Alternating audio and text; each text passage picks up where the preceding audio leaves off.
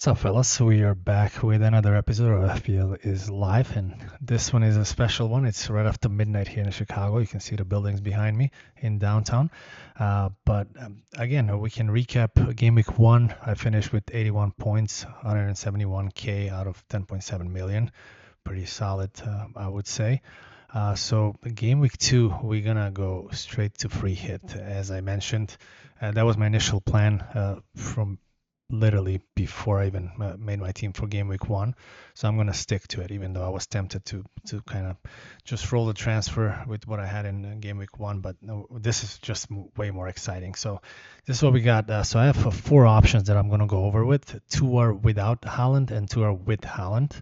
And I'm gonna start with the two with Haaland because I feel like if I'm gonna go on a free hit, you have to go Haaland.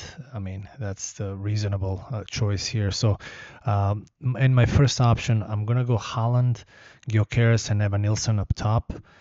Bruno, Palmer, Saka, and then Reinders. I'm gonna keep him because he's about to be 5.7, I think, tomorrow night.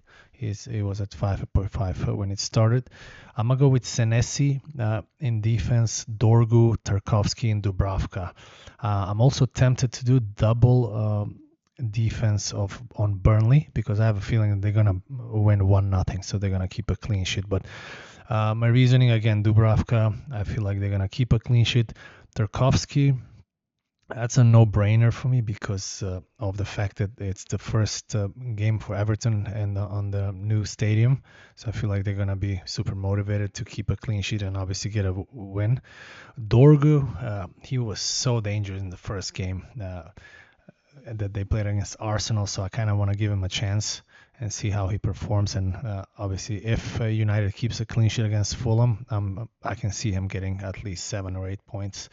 Senesi is one of my favorite center backs during the time before Huysen and Zabarny were part of Bournemouth defensive line. Now going into the midfield, Saka is a no-brainer home against Leeds. We saw how powerful Leeds were. So, and I feel like they're not just going to sit back and defend. So that would give Saka a lot of room to operate. I'm going to have Palmer, even though obviously his first game, he was not dangerous at all. But I feel like West Ham is so bad and they don't have the players to hang with Chelsea. And I feel like Palmer might even score 1 or 2 in the first game. Now, I'm going to have with Bruno. Only because I have hope that United might get a PK, and obviously he will be on it. But I might do a last moment change and just literally go for Cunha or Mbuemo. Mbuemo was so dangerous in the first game, and I can see him getting his first United goal there. And now up top, I'm going to go with Haaland. No brainer against Tottenham. I expect a lot of goals in that game. I'm going to go with Gyökeres. That was one guy that I was going to replace with Mateta. But since Havertz's injury, I feel like he's going to get 80 or 90 minutes now in the second game. And there's a rumor apparently that he's on penalties. So if Arsenal gets a PK, he would be the one to take it and score his first goal at the Emirates and start his career at Arsenal the right way.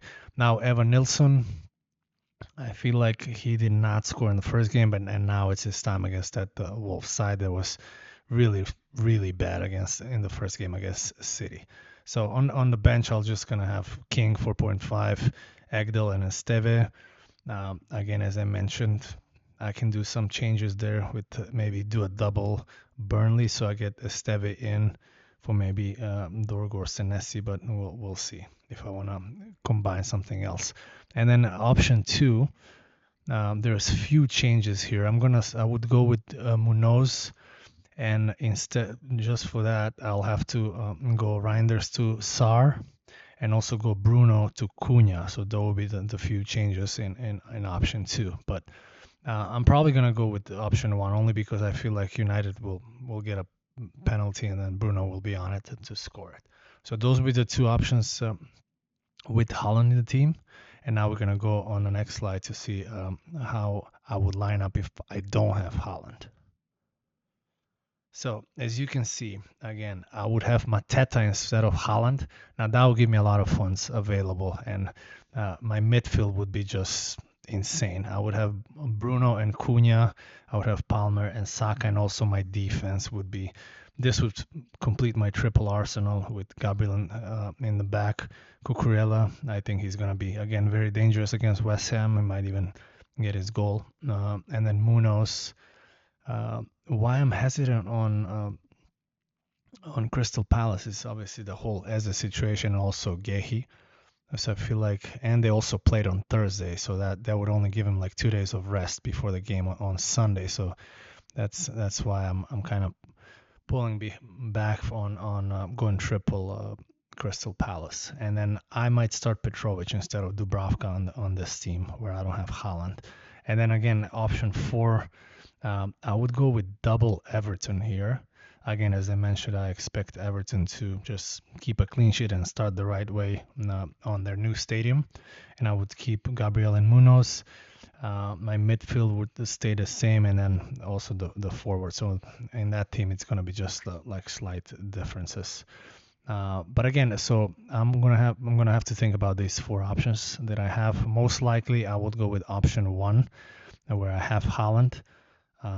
But again, it will be a last moment decision. So if you saw anything beneficial in this video, please consider liking and subscribing, and then also you can follow me on Twitter, because I will post my team there and my last moment changes probably 10-15 minutes before the deadline, so that way you guys know what I'm thinking. So again, I'm probably gonna be back recording on Tuesday right after so you'll have the video on Tuesday, the next one after the Newcastle Liverpool game on Monday, so that way we have like a full recap of what happened over the weekend with the notes, DEFCON notes, how my weekday was, and then we'll go from there. So I'll see you soon.